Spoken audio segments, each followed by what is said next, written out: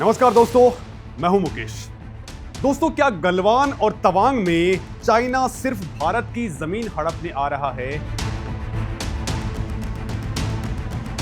या फिर माओ से तुंग की वो खौफनाक और अधूरी तलाश शी जिनपिंग आज भी पूरा कर रहे हैं? आखिर लद्दाख और अरुणाचल प्रदेश के ठीक उसी हिस्से में चाइना क्यों घुसपैठ करता है जहां हमारे प्राचीन ग्रंथों के अंदर ज्ञानगंज के रहस्यमयी दरवाजे बताए गए? लद्दाख के कोंगला पास के पास में ऐसा क्या है कि वहां ना तो भारतीय सेना गश्त करती है और ना ही चाइनीज सेना? दोनों देशों की सरकारों के बीच में वहां छिपे विशाल अंडरग्राउंड एलियन बेस को लेकर के ऐसा कौन सा अनकहा समझौता है जिसे पूरी दुनिया से छिपाया जा रहा है?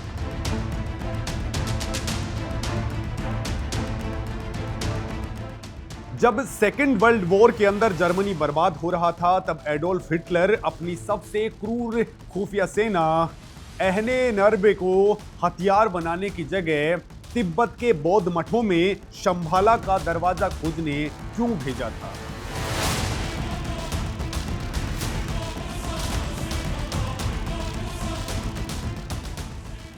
जब स्वामी विशुद्धानंद ने ज्ञानगंज के सूर्य विज्ञान का इस्तेमाल करके महज सूरज की किरणों से एक सूखी रुई को जिंदा और महकते गुलाब के अंदर कन्वर्ट कर दिया था, वो विज्ञान आज किस तिजोरी में कैद है?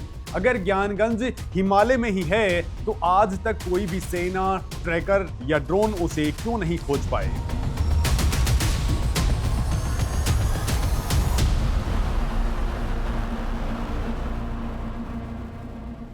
दोस्तों, ये सवाल किसी साइंस फिक्शन फिल्म के डायलॉग नहीं हैं, ये वो कड़ियां हैं जो भारत के प्राचीन इतिहास, आधुनिक क्वांटम फिजिक्स, नासा की डीप स्पेस रिसर्च और चाइना की खूंखार जियोपॉलिटिक्स को एक साथ जोड़ती है। आज हम जिस रहस्य की जड़ों को उधेड़ने जा रहे हैं वो मानव इतिहास का सबसे बड़ा कवर अप है। एक ऐसा सच जिसे सोवियत रूस की केजीबी से लेकर के अमेरिका की सीआईए और नाजी जर्मनी की एसएस तक ने खोजने की तमाम कोशिशें की, लेकिन वो खाली हाथ लौट गए। दोस्तों, आज हम बात कर रहे हैं शांग्रीला, शंभाला, सिद्धाश्रम या फिर ज्ञानगंज की। एक ऐसी जगह जो धरती पर मौजूद होते हुए भी इस दुनिया का हिस्सा नहीं है। दोस्तों, शांग्रीला शब्द पहली बार 1933 के अंदर ब्रिटिश लेखक जेम्स हिल्टन के उपन्यास लॉस्ट होराइजन के अंदर दुनिया के सामने आया था। उपन्यास के अंदर इसे तिब्बत के कुनलुन पहाड़ों के पीछे छिपी एक रहस्यमयी, सुंदर और जादुई घाटी बताया गया है, जहां के लोग सैकड़ों सालों तक जिंदा रहते हैं, जहां कोई बीमारी नहीं होती और जहां दुनिया भर का प्राचीन ज्ञान सुरक्षित रहता है। लेकिन जेम्स हिल्टन ने ये कॉन्सेप्ट खुद नहीं गढ़ा है। शांग्रीला वास्तव में तिब्बती बौद्ध धर्म के शंभाला और हिंदू धर्म के ज्ञानगंज की अवधारणा का एक वेस्टर्न वर्जन है। दोस्तों, भारतीय सभ्यता में इसी तिब्बती या फिर चाइनीज धारणा से हजारों साल पहले ही ग्रंथों के अंदर इसे दर्ज किया जा चुका है। भारत में इसे मुख्य रूप से ज्ञानगंज, सिद्धाश्रम और कलापा के नाम से जाना जाता है।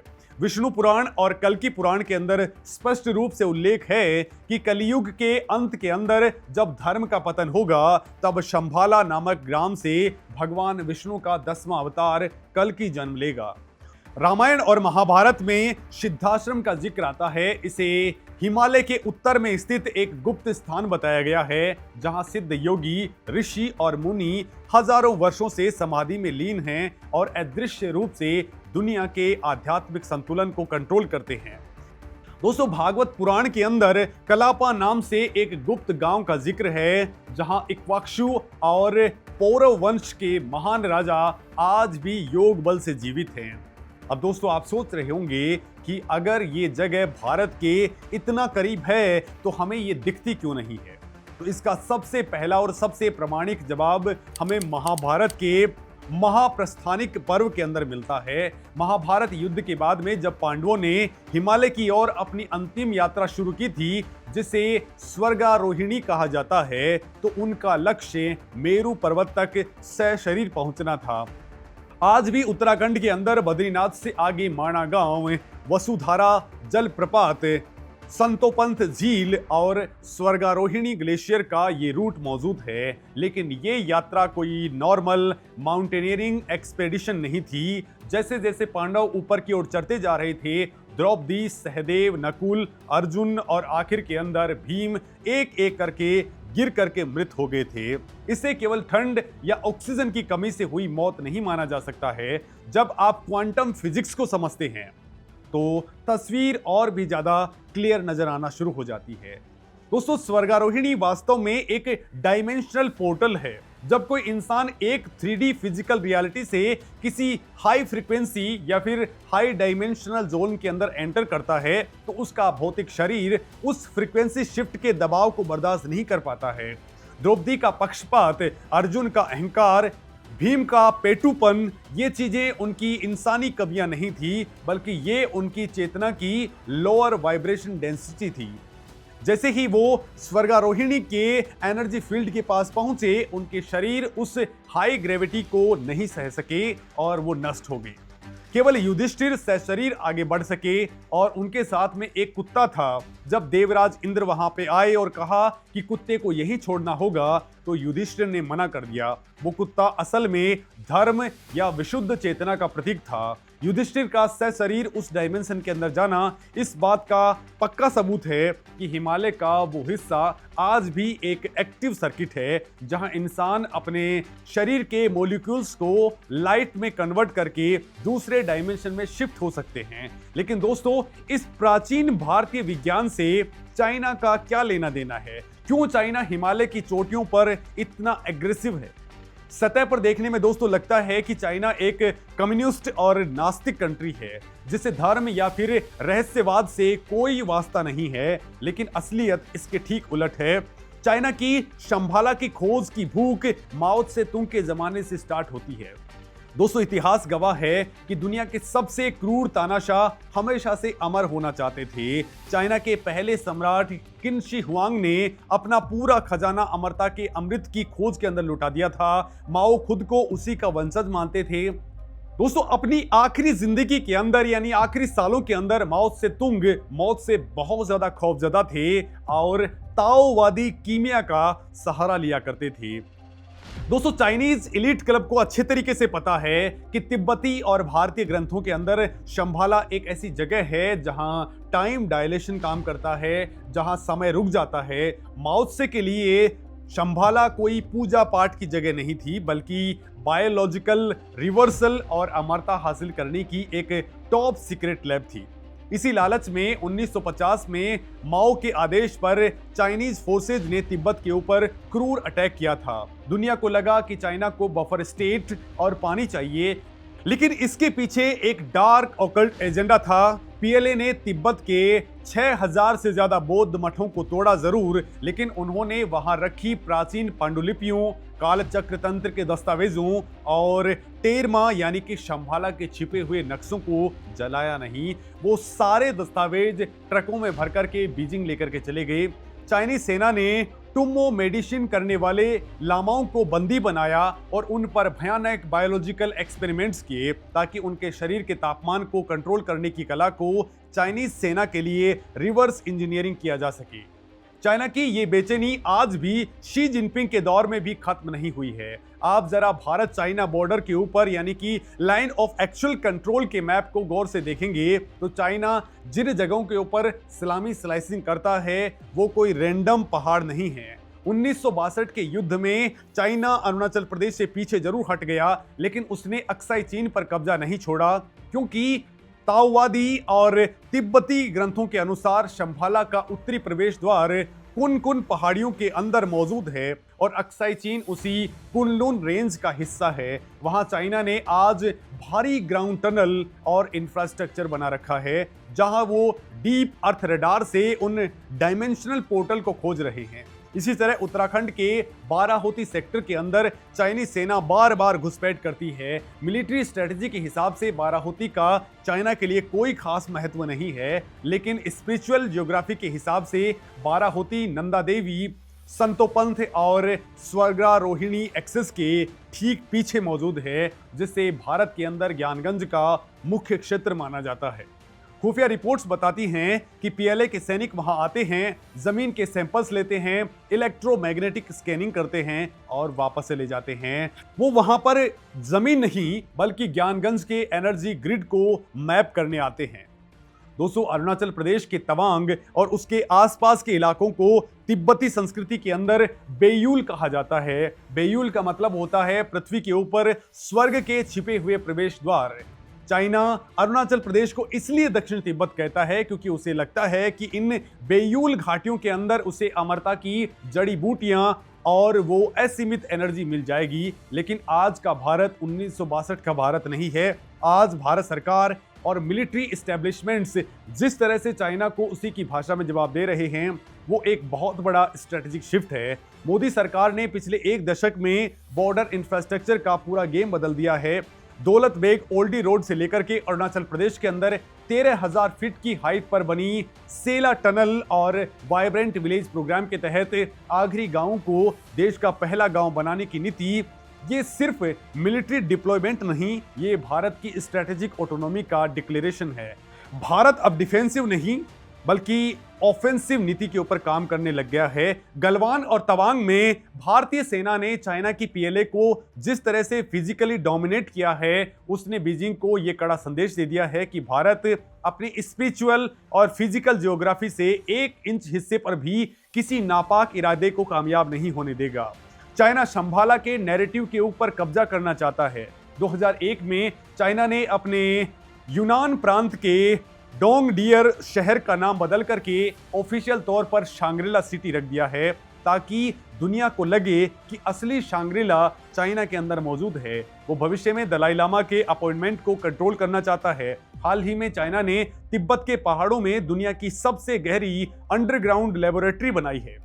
ऑफिशियली ये डार्क मैटर डिटेक्ट करने के लिए है, लेकिन दोस्तों जियोपॉलिटिकल एक्सपर्ट कहते हैं कि ये हिमालय की मैग्नेटिक फ्रीक्वेंसी को टैप करने का एक बड़ा प्रोजेक्ट है। अब दोस्तों इस पूरी कहानी को विज्ञान के चश्मे से देखते हैं, क्योंकि आज का यूथ सिर्फ कहानियों पर यकीन नहीं करता, उससे फैक्ट चाहिए। सबसे पहला सवाल दोस्तों जो दिमाग में आता है वो ये कि आज जब हमारे पास में सैटेलाइट्स हैं, ड्रोन्स हैं और गूगल अर्थ जैसी टेक्नोलॉजी है, तो ज्ञानगंज या फिर शांग्रीला आज तक मैप के ऊपर क्यों नहीं दिखते हैं? तो दोस्तों इसका जवाब क्वांटम फिजिक्स और स्ट्रिंग थ्योरी के अंदर छुपा हुआ है। दोस्तों हम इंसान एक 3D दुनिया के अंदर रहते हैं। एल्बर्ट आइंस्टाइन ने इसके अंदर टाइम को चौथे डायमेंशन के रूप में जोड़ा है, लेकिन मॉडर्न फिजिक्स खास करके स्ट्रिंग थ्योरी मानती है कि इस ब्रह्मांड में 11 डायमेंशंस मौजूद हैं। ज्ञानगंज 3D दुनिया का हिस्सा नहीं है। ये हिमालय की उसी भौगोलिक लोकेशन पर मौजूद है, लेकिन ये चौथे या फिर 5वें डायमेंशन के अंदर वाइब्रेट कर रहा है। इसे दोस्तों ऐसे समझिए कि एक ही कमरे के अंदर 93.5 FM और 98.3 FM दोनों की तरंगे मौजूद हैं, वो टकराती नहीं हैं। आप रेडियो को जिस फ्रीक्वेंसी पर ट्यून करेंगे आपको वही सुनाई देगा। हमारे सैटेलाइट्स, रडार्स, स्कैनर्स और ड्रोन्स केवल 3D रियलिटी को देखने के लिए प्रोग्राम्ड हैं, वो हाई डायमेंशन को डिटेक्ट ही नहीं कर सकते हैं। इसके अलावा हिमालय के कुछ खास क्षेत्रों के अंदर भारी मैग्नेटिक एनोमली पाई जाती है। वहां का इलेक्ट्रोमैग्नेटिक फील्ड इतना ज्यादा स्ट्रॉन्ग है कि वो लाइट वेव यानी प्रकाश की किरणों को बैंड कर देता है। जब लाइट रिफ्लेक्ट होकर के सैटेलाइट के कैमरों के अंदर नहीं जाती तो वो इस जगह इनविजिबिलिटी को शो कर देते हैं। इसे विज्ञान के अंदर ऑप्टिकल कैमोफ्लेज कहा जाता है। जब गूगल अर्थ का एआई ऐसे घने बादलों और रडार ब्लाइंड स्पॉट्स को स्कैन नहीं कर पाता है तो उसका एल्गोरिदम वहां आसपास के पत्थरों की डमी इमेज चिपका देता है। यानी आप स्क्रीन पर जो पहाड़ देख रहे हैं वो शायद वहां है ही नहीं। नासा की ताजा रिसर्च इस बात को और ज्यादा पुख्ता करती है। दोस्तों नासा ने अंतरिक्ष के अंदर मैग्नेटिक पोर्टल्स या एक्स पॉइंट्स की खोज की है। ये ऐसे छिपे हुए पोर्टल्स हैं जो खुलते और बंद होते हैं और पलक झपकते ही ऊर्जा को लाखों किलोमीटर दूर भेज देते हैं। हिमालय पृथ्वी के मैग्नेटिक फील्ड का सबसे ताकतवर जंक्शन है। अगर अंतरिक्ष में पोर्टल बन सकते हैं तो क्वांटम फिजिक्स के हिसाब से हिमालय के टेक्टोनिक फ्रैक्शन जोन के अंदर भी लोकल मैग्नेटिक पोर्टल्स बन सकते हैं। शांग्रीला कोई जमीन का टुकड़ा नहीं है, बल्कि इन्हीं पोर्टल्स के बीच छिपी एक मल्टीवर्स ओवरलैप की दुनिया हो सकती है। नासा के जेम्स वेब और हबल टेलीस्कोप बताते हैं कि पूरे ब्रह्मांड का 95% हिस्सा डार्क मैटर और डार्क एनर्जी से बना हुआ है, जिसे हम देख नहीं सकते हैं, सिर्फ महसूस कर सकते हैं। तो फिर हिमालय की एक छोटी सी घाटी का इस डार्क मैटर से बने हाई डायमेंशन में होना विज्ञान के खिलाफ कैसे हो सकता है? जब हम अमरता की बात करते हैं तो मॉडर्न बायोलॉजी भी अब ज्ञानगंज के दावों के साथ में घुटने टेक रही है। हार्वर्ड मेडिकल स्कूल के प्रोफेसर डॉक्टर हर्बर्ट बेंसन ने हिमालय के बौद्ध भिक्षुओं के ऊपर टुम्बो मेडिसिन की रिसर्च की है। उन्होंने क्लिनिकली साबित किया है कि ये योगी शून्य से नीचे के तापमान में भी अपने शरीर को भट्टी की तरह गर्म रख सकते हैं और अपने मेटाबॉलिज्म को 64% तक धीमा कर सकते हैं। दोस्तों, आज का एपिजेनेटिक्स और टेलोमेरेज रिसर्च बताता है कि हमारे डीएनए के सिरों पर टेलोमेयर्स होते हैं। अगर इंसान एक पोल्यूशन फ्री इन्वायरमेंट के अंदर रहे, उसका स्ट्रेस लेवल 0 हो और वो अपने मेटाबॉलिज्म को कंट्रोल कर ले, तो टेलोमेयर्स का छोटा होना रुक जाता है, यानी कि बायोलॉजिकल एजिंग सस्पेंड हो जाती है। ज्ञानगंज के योगी कोई जादू नहीं कर रहे होते हैं, वो इसी एडवांस कॉस्मिक बायोलॉजी का इस्तेमाल कर रहे होते हैं और इस विज्ञान का सबसे बड़ा और लाइव सबूत भारत के पास में मौजूद है।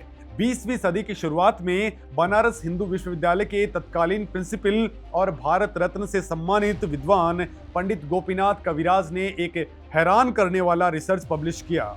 उन्होंने स्वामी विशुद्धानंद परमहंस पर कई सालों तक स्टडी की।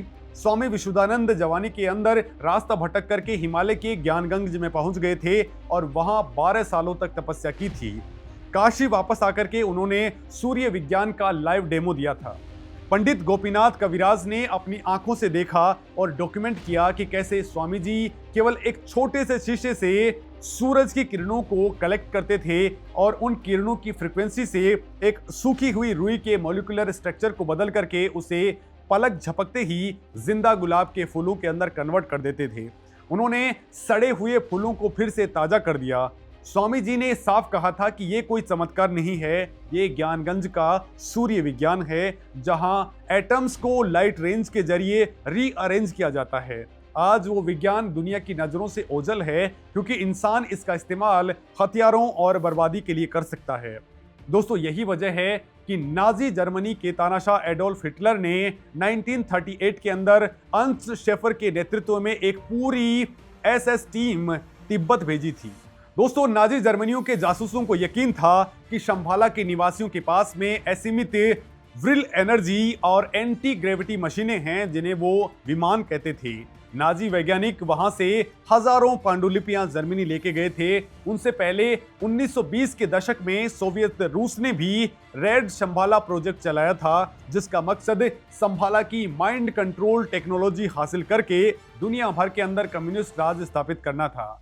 दोस्तों, रशियन साइंटिस्ट निकोलस रोरिक ने 1927 के अंदर कुनलुन और काराकोरम के पास में एक आसमान में एक विशाल चमकते हुए अंडाकार यान को देखा था, जिसे उनके तिब्बती गाइडों ने शंभाला का रक्षक बताया था। यह दुनिया की पहली डॉक्यूमेंटेड यूएफओ साइटिंग थी। अब दोस्तों, बात करते हैं हिमालय के अंदर देखी जाने वाली सबसे बड़ी पहेली की। लद्दाख से लेकर के अरुणाचल प्रदेश तक एलियन और यूएफओ के देखे जाने की जो घटनाएं हैं, वो किसी हॉलीवुड फिल्म की कहानी नहीं है, बल्कि इंडियन आर्मी और आईटीबीपी के सीक्रेट डॉजियर्स में भी दर्ज हैं।